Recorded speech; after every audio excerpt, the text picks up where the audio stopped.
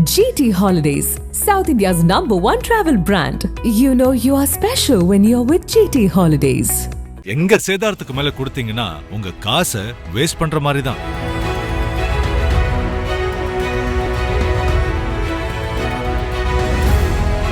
கர்நாடக மாநிலம் பெங்களூரு ராஜகோபால் நகர் பகுதியை சேர்ந்தவர் 49 வயதான லலிதா. இவர் அதே பகுதியில் உள்ள தொழிற்சாலை ஒன்றில் வேலை பார்த்து வந்துள்ளார். லலிதாவுக்கு திருமணமாகிய நிலையில் கணவருடன் ஏற்பட்ட கருத்து வேறுபாடு காரணமாக அவரை பிரிந்து தனியாக வாழ்ந்து வந்தார். இதனிடையே தனியார் நிறுவனத்தில் வேலை பார்த்து வந்த 51 வயதான லட்சுமி நாராயணா என்பவருடன் லலிதாவுக்கு பழக்கம் ஏற்பட்டது. லட்சுமி நாராயணாவும் ஏற்கனவே திருமணமாகி மனைவியை பிரிந்து தனியாக வாழ்ந்து வந்துள்ளார். இந்த நிலையில்தான் லட்சுமி நாராயணாவுக்கும் லலிதாவுக்கும் இடையே ஏற்பட்ட பழக்கம் நெருக்கமாக மாறியது. அதனால் இருவருக்கும் இடையே திருமணத்தை மீறிய உறவு ஏற்பட்டு திருமணம் செய்து கொள்ளாமலேயே கடந்த 10 ஆண்டுகளாக கணவன் மனைவி போல் ஒரே வீட்டில் வாழ்ந்து வந்தனர். இந்த சூழலில் லலிதாவின் நடத்தையில் லட்சுமி நாராயணாவுக்கு சந்தேகம் ஏற்பட்டது. மேலும் தனக்கு தெரியாமல் லலிதா வேறொரு ஆணுடன் பழகுவதாக நினைத்த லட்சுமி நாராயணா அடிக்கடி இது தொடர்பாக தகராறு செய்து வந்ததாகவும் கூறப்படுகிறது. அந்த வகையில் சம்பவத்தன்று லட்சுமி நாராயணா லலிதாவிடம் யாருடன் தொடர்பு வச்சிருக்க, யார் அவன் என்று கேட்டு தகராறு செய்துள்ளார். பின்னர் இந்த தகராறு முற்றிய நிலையில் ஆத்திரமடைந்த லட்சுமி நாராயணா வீட்டில் இருந்த சேலையால் லலிதாவின் கழுத்தை நெரித்துள்ளார்.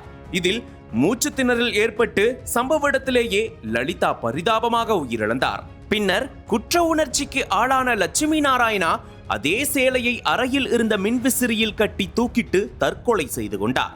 மறுநாள் காலை அந்த வழியாக சென்ற அக்கம் பக்கத்தினர் இதனை கண்டு அதிர்ச்சி அடைந்து போலீசாருக்கு தகவல் தெரிவித்தனர். அதன் பேரில் சம்பவ இடத்திற்கு வந்த ராஜகோபால் நகர் போலீசார் இருவரது உடல்களையும் கைப்பற்றி பிரேத பரிசோதனைக்காக மருத்துவமனைக்கு அனுப்பி வைத்தனர்.